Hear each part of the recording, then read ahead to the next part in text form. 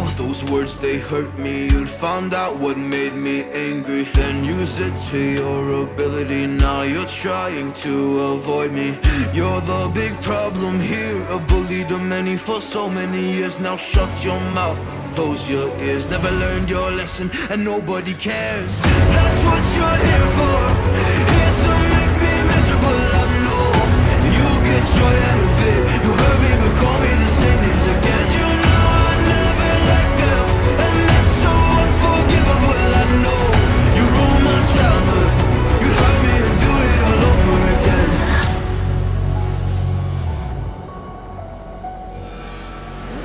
You ruined my childhood.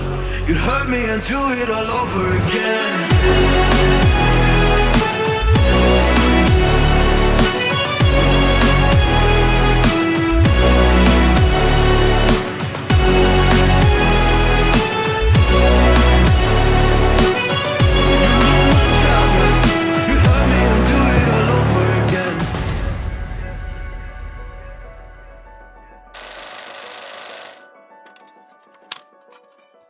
Motor ba na matipid sa gasolina at pang long ride ang hanap mo? Baka si Bristol ADX 160 ang para sa inyo. Kaya naman in this video guys, tatalakayin natin yung bawat detalye ng motor na to, maging yung kanyang presyo. Kaya naman tara, samahan yung ikutan tong motor na to. Let's go! Bristol ADX 160. So kung mapapansin nyo guys, kakaiba yung color variant niya, no? Actually kararating lang nito kaya ito yung napili natin i-review. Pero bago ang lahat, dito muna tayo dumako sa kanyang technical specification. Of course, this one is powered by 155.6cc, liquid-cooled single-cylinder 4-stroke at may lakas na 10 kilowatts at 8,500 RPM and max torque of 40 Nm at 5,500 RPM. Pagdating naman sa kanyang fuel tank capacity, isa to sa selling point niya guys dahil meron siyang malaking fuel tank capacity na 11 liters at uma-average siya ng 43 km per liter dahil nga siya ay EFI na. Pagdating naman sa kanyang seat height, siya ay merong seat height na 790 mm at may timbang na 137 kg kaya naman kahit lady rider ay kayang-kaya tong i-maneuver. So, meron silang available color variant dito na ADX 160 guys sa gray, white, red at saka yung black. Yung red na review na natin yan no. So, itong gray yung napili natin kasi talagang napakaganda niya sa personal no. Napaka-attractive yung looks niya. And since fan din ako ng color gray. Of course, dito sa front, equip pa rin naman siya ng LED headlight. Ayan, so ito yung talagang no, isa sa selling point niya, yung looks niya sa front. Yung LED headlight niya kasi guys, para siyang eye, tapos may kilay siya. Yung kilay niya is yun yung nagsisilbing turn signal. And meron siyang dalawang malaking projector dito, which is talagang parang eyeball, ano. So para sa akin, yan, napakaganda. And isa to sa selling point nitong scooter na to. And equipped din siya guys ng wind visor, which is adjustable, no, for better aerodynamics. At kung mapapansin nyo guys, wala kayong masyado makikitang sticker dito, kundi itong Bristol lang dito sa front. And yung meron lang dito is yung emblem na Bristol dito at yung pangalan niya na ADX 160 dito.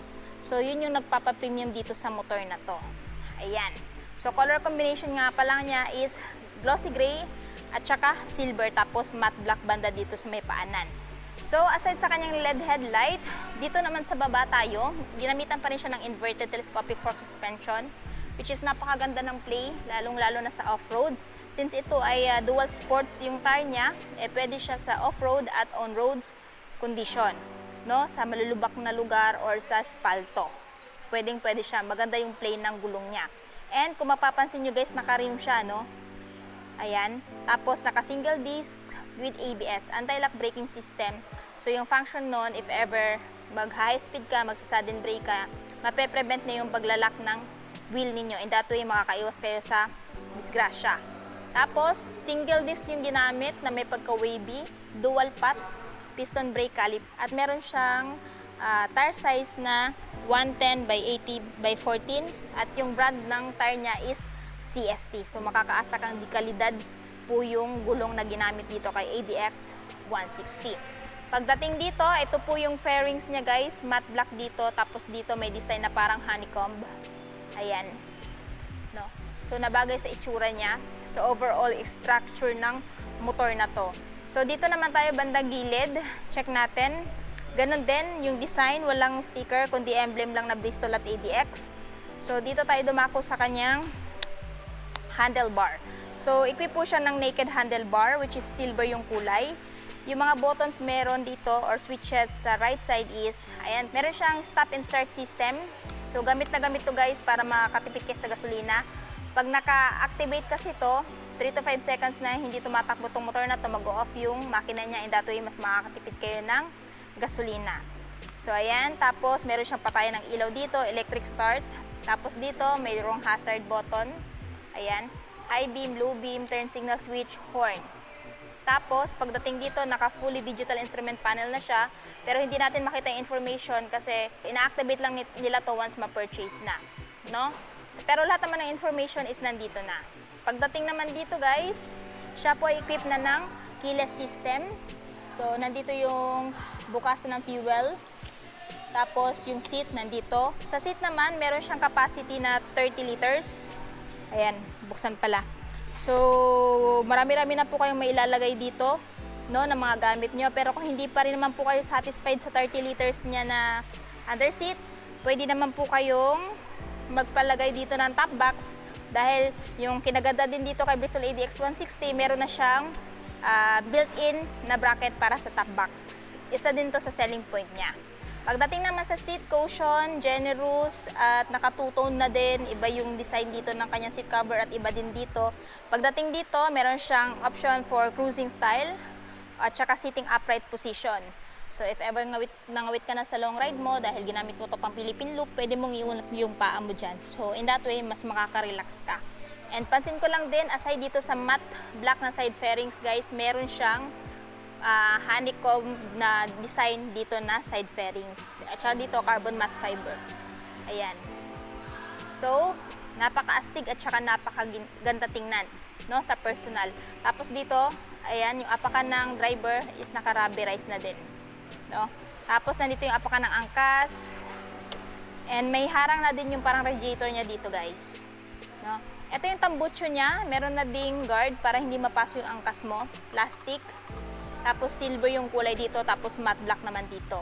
Suspension naman na ginamit guys is a, ayan, dual shock with sub-tank, no? May baso na din. So maganda, makakaasa ka maganda yung play na suspension na to sa mga lubak-lubak. At meron na din siyang built-in tire hugger para nang sa ganun, hindi dedirekta tatalsik yung putik sa legs ng angkas mo. Kasi meron siyang tire hugger dito, meron pa siyang tapaludo dito. O, di ba? Tapos, dito naman tayo guys. Braking system ginamit is single disc. Ayan, with single pot. Again, dual sports pa rin yung tire. At ito ay merong tire size na 130 by 70 by 13. CST pa rin yung brand. So, tubeless pa rin. So, meaning pag mapako to, hindi basta-basta mag-flat. Pagdating naman dito, sa kanyang tail light, ayan, naka-LED. Turn signal naka-LED. May ilaw na din ng plaka dito guys. Naka-reflectorize na din for added visibility during your night ride. And dito, so nandito yung kanyang panggilid. Ayan guys, panggilid niya, center stand at saka side stand. Ayan, side stand. So ito yung itsura niya dito sa kabilang side. Ayan. So pagdating naman dito sa kanyang front pocket guys, meron siyang isang front pocket dito, ano, sa left side. At meron na din siyang built-in na charging port na kung saan pwede kang mag-charge ng phone mo. Pag lowbat ka na, pwede mo ilagay yung phone mo dito since malalim naman yung lagayan. Or pwede ka magpalagay dito ng phone holder kung gamit na gamit mo yung phone mo pag mag-Google Map ka or mag-Waze ka. And anyway, ito pala yung kanyang keyless. So, meron siyang answer back key at saka anti-theft alarm. Tapos pag i-open mo na yung ignition nitong motor na to. Kung interested nga pala kayo dito kay Bristol ADX 160, yung price ilalagay ko na lang sa screen. Ayan. At syempre ito ay mabibili lamang dito sa Bristol Motorcycle Davao. Ilalagay ko na lang din po yung full address at saka phone number sa screen para po makapunta kayo dito at mas makapag-inquire kayo regarding dito sa scooter na to. Ayan. Again, 4 yung color variant na available. Gray, white, red, and black. Ayan. At kung nagustuhan nyo itong video na to, please don't forget to like, subscribe, comment, share, ride safe, and God bless!